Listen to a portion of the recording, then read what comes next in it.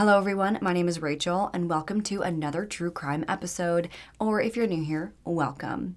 The details of today's case are as baffling as they are chilling. This is the story of a woman who thought that she had created the perfect plan. She put on the performance of a lifetime, completely blind to the glaring flaws in her story. At first, the theatrics pull you in one direction, making you almost want to believe the story because no one would go to such lengths to create a lie, right? But as investigators pulled one thread of deception, the rest of the incredible story unraveled right in front of them. But before we get into the details of this case, I want to talk about one way that I use to stay safe online, and that is with ExpressVPN. ExpressVPN allows you to browse the internet privately without prying eyes watching your activity.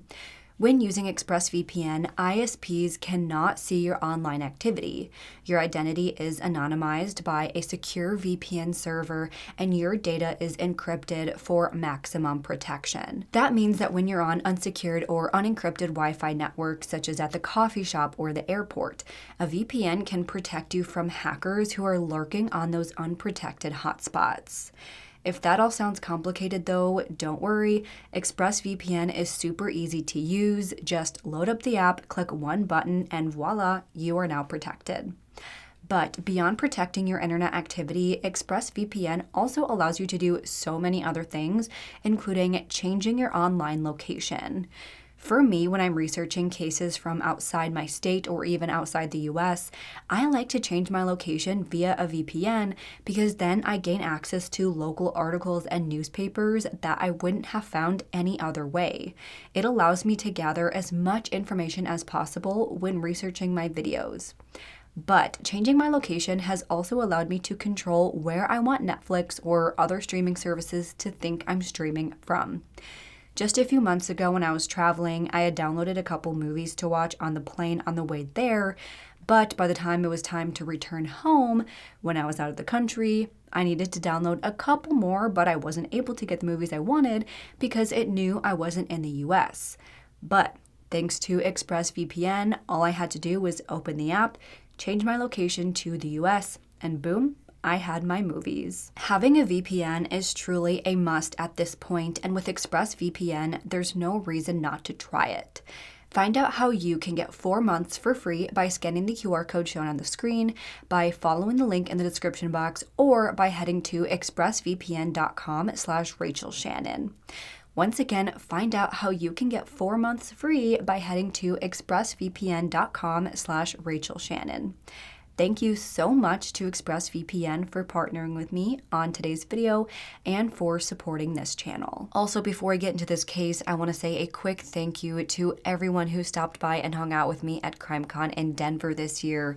I had such an amazing time meeting every single one of you, from those of you who just had kind words to say and those who told me about cases that hold a special place in your heart.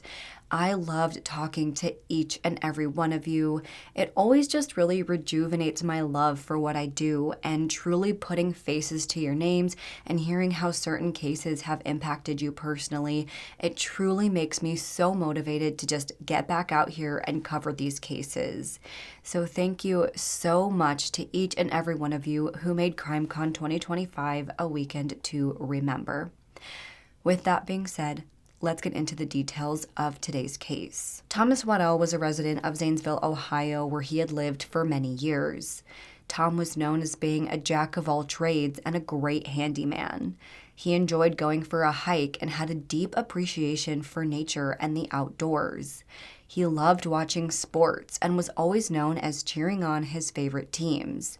He had 3 grandchildren and 7 grandchildren, all who he absolutely adored and who adored him right back. We don't know a ton more about Tom's life, except for that the years prior to his death, he was working at a local Kroger store. That is where he met Deborah Frazier, who was in her 30s at the time, while Tom was in his 60s. Despite their large age gap, the two began a relationship. It was said that the two enjoyed spending time together, they liked cooking together, and overall seemed to have a relatively normal relationship. Of course, again, the age gap is huge, and if Deborah were about maybe 10 to 15 years younger, then there would be something to say about how old each of them was.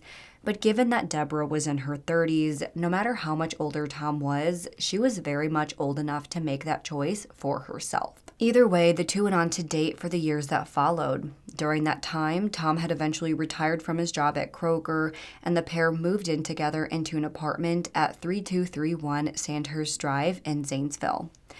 However, during that time, it was said that the two were a bit on again, off again. During their off periods, it seemed that Deborah would maybe not live at the apartment as much as she did. Maybe she had somewhere else to stay. But in the end, the two always found their way back to one another.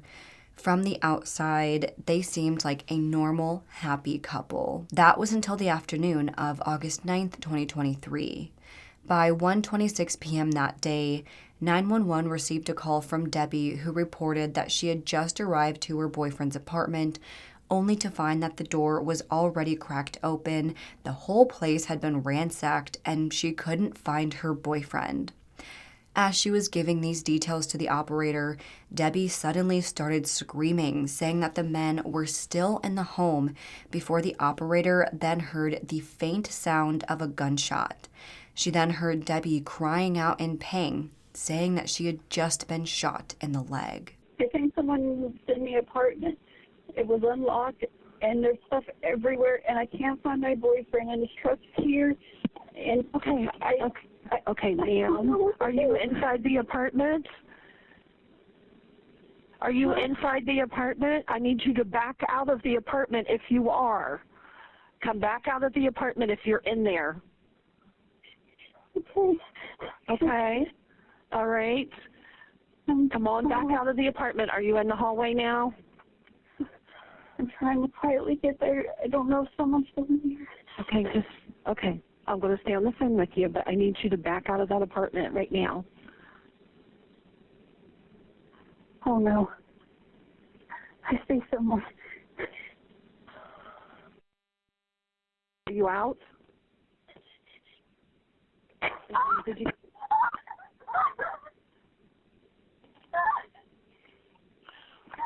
All units have an active home invasion.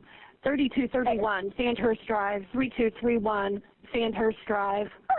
Active home invasion. Oh, my God, I'm shot. Okay. Ma'am, what? He's what? I've been shot. Okay. You have or he has? I have. I haven't even been able to find him yet. Okay. Did you get shot?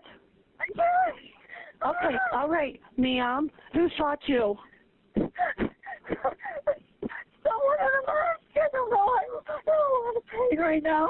Units, I have shots fired. Shots fired. One person shot. Shortly after receiving the call, the first responders arrived on scene. When they got there, they first found Debbie sitting in the entryway to the apartment, crying out in pain while clearly bleeding from a gunshot wound to her leg. Next to her, officers found a .22 revolver on the ground. She immediately told officers that when she got to the apartment, these unknown white men wearing masks were already inside.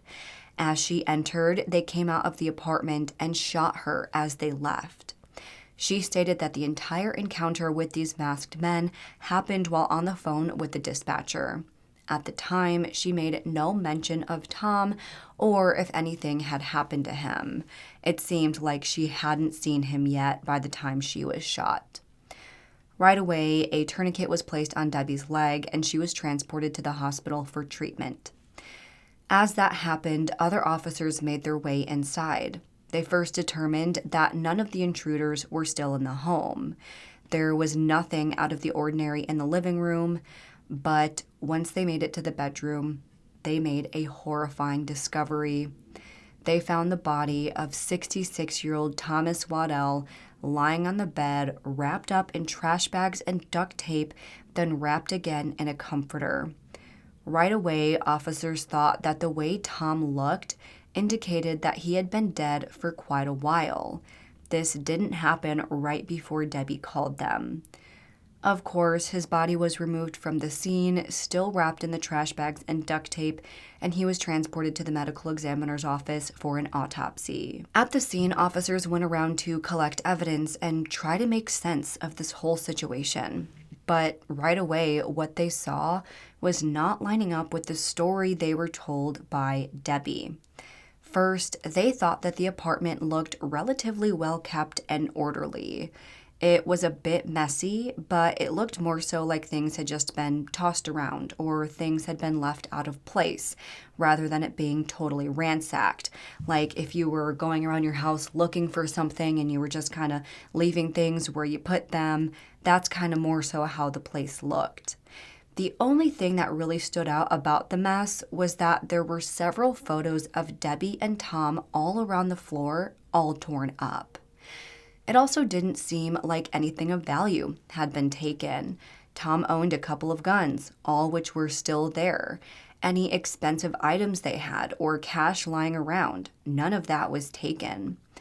Officers thought if this wasn't a home invasion for robbery, then it may be drug-related. But still, they found no evidence of drug use or drug sales. This seemed to be a totally random invasion where no one stole anything, no one was involved in drugs or any other outwardly nefarious activities. At this point, they really didn't know what to make of the scene, and based on how Tom was found, they didn't even know how he died. So they collected whatever evidence they could, including any and all weapons at the scene, including knives and guns. They had also found a backpack near the front door of the apartment, and in that bag, they found just one glove. They thought that this was strange because the other glove was missing, so they felt that this may be valuable evidence. They also confiscated Debbie's phone to search it later. In the meantime, the medical examiner was conducting an autopsy on Tom. They found that he was shot and killed, I believe, by a .22 revolver pistol, and his time of death was determined to be around 9 p.m. on August 9th, 2023, so the day prior to when the call was made. In fact, it was more than 12 hours before it was reported. Obviously, based on all of this, there were a lot of questions about what really went down. So officers went to the hospital where Debbie was being treated and questioned her again. They asked her again what happened that day, and Debbie said that she hadn't seen Tom the entire night prior to the shooting or that morning. She said that she spent the night of August 9th at her friend Johnny's house. She said that Tom doesn't really like to play video games with her, so she'll play video games at Johnny's house. So at some point that night, sometime before 4 p.m., she isn't exactly sure when, she just knows it's before 4 p.m., she stopped at the apartment to grab her backpack and her Xbox to bring it over to Johnny's. Johnny's had a PlayStation and she had an Xbox, so I guess they wanted both consoles to play on. After quickly grabbing her items, she left and spent the entire rest of the night at Johnny's house. The next morning, going into the afternoon, Debbie and Johnny went on a walk on one of the walking paths near his home. As she walked, she had started texting and calling Tom, but he wasn't answering, which was very unlike him. Eventually, Debbie decided to head back home by herself to see Tom. By the time she got to the apartment, she saw that Tom's truck was still in the parking lot. That was unusual because if he was out and busy, and that's why he wasn't answering, then he would have taken his truck. She said that once she got inside, she saw that the whole place looked ransacked. She couldn't find Tom, so she immediately feared that someone must have robbed them. She called 911 to report this, and as she went further into the apartment to continue looking for Tom, all of a sudden, 2 masked men came out of the back bedroom, confronted her, and shot her in the leg before fleeing. I had tried to contact Tom. I texted him, I called him, and I never heard back, which was weird because normally he's pretty good about getting back to me. Okay. And so Johnny and I took a walk at Black Hand Gorge. Okay. And I decided I want to go back to the apartment. I went in, and that's when I noticed that the whole apartment was tossed upside down. Okay. And I wasn't really sure what was going on. My mind was going in just a million different directions. Okay. I saw that the light in the spare bedroom was on. I saw the light in the bedroom was on. And I decided to call 911. Okay. Because I was worried that someone had tried to rob us. Or whatever was going on. And I didn't see Tom right away. I hadn't even made it to the bedroom yet. And there was 2 guys, hoodies, masks, who came out. Mm-hmm. And at that time, the 911 operator was telling me to back into the hall. Mm-hmm. But I was so scared. I kept backing up, and eventually the one assailant pulled out a gun and got close enough to me and fired it off, and they both bolted. Mm-hmm. Where they went to after they bolted out the door, I don't know where they went to, because at that point I was shot and I was in pain. After giving her story, the officer mentioned that they may have to do some GSR testing as a routine part of the investigation, GSR being gunshot residue. But after mentioning that, Debbie suddenly remembered another part of the story. She now said that as the masked men came out at her, she reached out and grabbed the gun, trying to point it away from her, but they managed to shoot her anyways. The detective also asked her at one point if she had ever shot a gun before that, or how long it had been since shooting a gun, and she said that she hadn't shot a gun before. What did they say? Did they say anything? They didn't say anything. I think they were just trying to get out of there, because I don't think they expected anyone to. Did you have to do anything? Did you do anything to them or anything like that? I just tried to keep the gun away from me. How did you do that? I grabbed a hold of it and I was trying to point it away from me, because I didn't want to get shot and I was scared. How did you grab a hold of it? From what I remember, I grabbed it at the bottom and I grabbed around the, whatever you call the long piece. Did you do it with each hand? So, which hand of yours touched the gun? Both? Yeah, this one touched where you hold it. Mm-hmm. So you touched the handle? Yeah. What about your left hand? It touched whatever that long piece is. The barrel? Where the thing spins. Oh, the cylinder? I don't know how.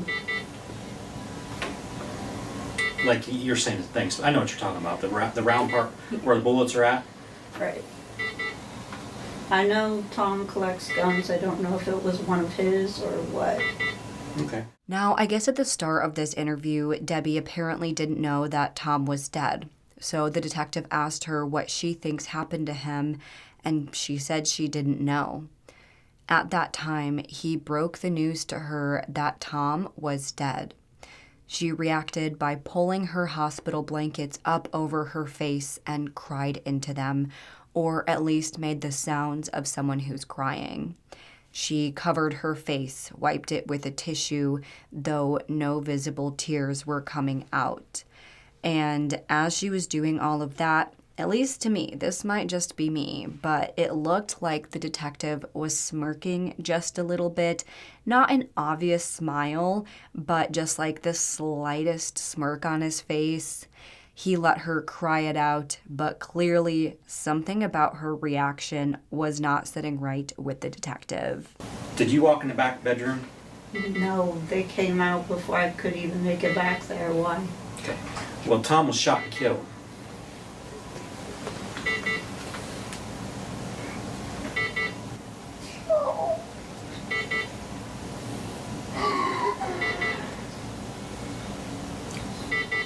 It's all right, you can take a minute. And that was because he already knew that the whole thing was an act. By the time they conducted the second interview, officers had already run digital forensics on her phone.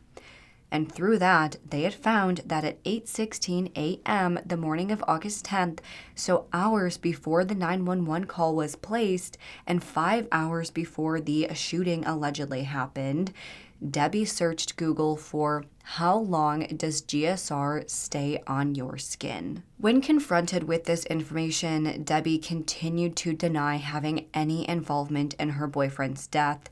She said that she loved him and would never hurt him. She said that she had no idea how the search made it on her phone, but she did not make that search. After this incredible interview with Debbie, detectives decided to track down Debbie's friend, Johnny, and take him in for an interview. Turns out, as many of you could have guessed, Johnny wasn't just a friend, but he was actually Debbie's boyfriend of over 10 damn years.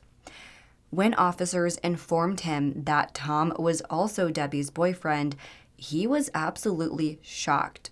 Apparently, Debbie told him that she was a live-in nurse for Tom, who she said had dementia, and that she was taking care of him. Obviously, none of that was true. Detectives asked Johnny about the night and morning in question. Johnny described that on the evening of August 9th, he got a call from Debbie, who sounded upset and asked for a ride. When he picked her up, they drove around, and she clearly seemed upset, but she didn't want to talk. They slept at his house before going back out the following morning, August 10th. They first stopped at a gas station for some soda, then went over to the Black Hand Gorge Trail for a walk. But during their walk, she asked to be left alone, so he gave her some time to herself. This was a little bit strange to him because she wouldn't tell him why she was upset. He could tell that she clearly was upset over something, but she would not talk to him about it, and she wasn't typically the type of person to want this time for herself. But either way, after they walked, they then drove back over to the area where Tom lived, and he dropped her off, and she said that she was going to talk to her counselor on the phone. After that, he didn't see her again. At this point, investigators weren't sure what to make of this. There is now this tricky love triangle going on, and they didn't know if Johnny could have actually been involved or if he's covering for Debbie in any way. So they asked for his phone, which he willingly gave them. From there, they ran a forensic analysis. At that time, officers also ran a much more in-depth analysis on Debbie's phone as well, which uncovered a lot more information. GPS from Johnny's phone matched up with the story he gave. When he picked Debbie up, where they went for a soda, when they went on their walk, when he dropped her off, and it showed him leaving the area.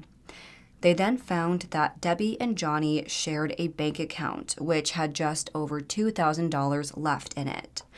Then they found that Debbie had what appeared to be a fake Gmail account, pncfraudulentclaims@gmail.com. From that email, she sent messages to her actual personal account in which she pretended that Tom's account was compromised, and it appeared that he was the victim of banking fraud. They also found past Google searches for the PNC Bank logo, as well as information on bank fraud. Knowing this, in Johnny's interview, he described a situation in which Debbie asked him to talk on the phone with Tom and pretend that he was a PNC representative. At that time, Johnny was under the impression that Tom had dementia and that Debbie was having a hard time explaining the fraud to Tom. So she asked him to pretend to work at the bank and explain the situation to him in a way that he would hopefully better understand. Obviously, from this, they got that Debbie was trying to run a scheme where she was trying to convince Tom that, something was happening to his bank account. She clearly needed Johnny to pretend to be a worker, not because he was actually, the victim of fraud, but because she just needed him to make her scheme seem more reasonable. Detectives then found additional Google searches on Debbie's phone, which she had attempted to delete, but apparently not well enough. On August 5th, Debbie searched for how to load a gun. Then on August 6th, she made multiple more searches for how to load a revolver pistol, will a gun work with the wrong ammo, and how to know what ammo your gun uses. By August 9th, 3 more searches were found. How to uncock the hammer on a revolver, what does .22 ammo look like, and worst place to get hit in the head. Based on all of this information, it seems clear that Debbie is the one responsible for shooting Tom, and the motive appears to be financial, though from those torn up pictures on the ground they found, part of me thinks that she was also angry at him for whatever reason. We know that they had an on-again, off-again kind of relationship, so maybe Tom was telling her that they were done for good. Maybe he didn't believe her whole, bank fraud scheme and broke up with her. Who knows? Either way, she was clearly trying to run some sort of fraud on him. It didn't work, so she resorted to shooting and killing him, hoping to get his money.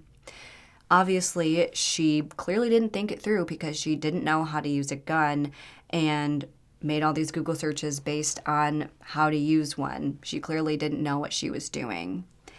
Using the evidence found at the scene, they felt that Tom was likely shot in the living room while sitting in his recliner chair. Then Debbie used 2 Velcro straps to attach to him so she could then move his body across the apartment and into the bed, where she wrapped him up in those trash bags and comforter. Who knows what her actual plan was for after that, but after wrapping him up, she freaked out and spent the rest of the night trying to figure out how to cover up what she did. At this point, the biggest question detectives still had was whether or not she acted alone. To determine this, detectives went around the area of the apartment to search for any and all surveillance video that captured her unit, and luckily, they found several videos. They found one video that showed Debbie leaving her apartment the night of August 9th, and then her entering the apartment shortly after being dropped off by Johnny the following day at around the time in which that 911 call was placed. That footage showed that nobody entered or left the apartment at any point around the time when Tom was shot. No masked assailants ran out, and Johnny also didn't appear to enter the apartment at any time. In addition to that, detectives collected and analyzed DNA from the trash bags and duct tape used to wrap Tom's body, as well as those Velcro straps used to drag him. Then they also tested that glove they found in the backpack, the one where there was only one glove in there. They tested that glove for gunshot residue. They found that only Debbie and Tom's DNA was found on those trash bags and duct tape. They also found that the glove tested positive for GSR, which suggested that Debbie put the glove on when she shot Tom. She then called 911 to report what she did the following day before shooting herself in the leg to try and cover up what she did. When she shot herself, she was not wearing that glove. So, based on all of this, Debbie is the only one who could have possibly been responsible for Tom's death. Now, I do want to note that as a part of the investigation, they did swab the apartment for fingerprints. Again, they went into this thinking that it was a robbery, so they wanted to do their due diligence. On the TV, they ended up finding fingerprints that belonged to a man named David Grantham. David had a criminal history, including theft and receiving stolen property. But it turns out that he couldn't have possibly been involved. Back in February of 2021, he was found dead in his apartment by his roommate, Debbie Frazier. His death was ultimately ruled an accidental overdose. What an insane coincidence. Either way, based on everything we've discussed up to this point, it's very clear that Debbie concocted this whole elaborate plan to murder her boyfriend, somehow take his money, and then shoot herself in the leg to make it look like a robbery gone wrong. My thought is that she was probably trying to get his banking information through those emails, maybe with the emails she sent back and forth between herself with the PNC representative. She showed them to Tom and was like, hey, we need your banking information. because there's fraud going on. Maybe he gave it to her. Maybe he refused to. Maybe that's why she shot him, because he wouldn't give up the banking information. Or maybe her plan was to shoot him all along after getting the banking information so she could rob him. But either way, what she thought was this genius plan had so many holes. Nothing of value was taken. She also clearly hadn't used a gun before based on her Google searches, which were right there on her phone. I mean, it's 2023. We all know that police are going to look to see if any valuables had been taken. We all know police can recover deleted searches. Then she waited until hours after he died to make up the whole story. Again, she must have known that a medical examiner would have been able to determine his cause of death, but I guess not everybody knows these things. I don't know. Then, most glaringly obvious to me is that the body was wrapped up and taped. No intruder is going to take the time to find the garbage bags and tape in somebody's home and then spend the time wrapping and taping them up, unless they brought those items with them, in which this wasn't a robbery gone wrong, it was straight up murder. But based again on how Debbie explained it, it literally doesn't make any sense. Clearly, this was a plan she thought was going to get her out of jail. She thought it was a genius plan, but she obviously didn't think through it very well because it literally didn't make any sense. But of course, if criminals were smart, they wouldn't be doing such stupid things to begin with. Something as stupid as murdering to get a little bit of money. So by August 11th, 36-year-old Debbie Frazier was arrested and charged with murder, felonious assault, tampering with evidence, abuse of a corpse, and domestic violence. For the months that followed her arrest, she sat in jail awaiting trial. But then, by March of 2024, she decided to plead guilty to her charges. It seems that she knew her plan was embarrassingly bad after taking some time to actually think about it in jail. And instead of trying to convince a judge and jury of her story, making a fool out of herself at a trial, she pleaded out. And for her charges, she ended up receiving a sentence of life in prison. And that is where the case ends. After her charges came out, we found out that Debbie had a history of making up stories and trying to get attention. Plus, the whole roommate dying from an OD thing, that is very suspicious in my opinion. I said it's a coincidence earlier, but I don't know if you picked up on it. I was being a little bit sarcastic. Although no charges have ever been filed for that case, so this is all purely speculation on my part. I just think that, one time having a dead roommate is, a tragedy, but 2 times, that's a little bit weird, just in my opinion. And also, I want to talk about her boyfriend of 10 years not knowing anything about this. I don't know if I believe that. I feel like he had to have known that Debbie had a history of making false claims and acting dramatic. You can't hide every part of yourself from someone for that long. I think he must have known that something was up when she asked him to pretend to work at a bank and convince this 66-year-old man that his account was being hacked or whatever, because she easily just could have called the actual bank and had an actual worker explain it to him rather than getting her boyfriend to do it. But some people, I guess, just aren't the type to question anything, so maybe he really didn't know what was going on, or maybe he thought that they were just going to get a little bit of money out of him, and he didn't think it went anywhere beyond that.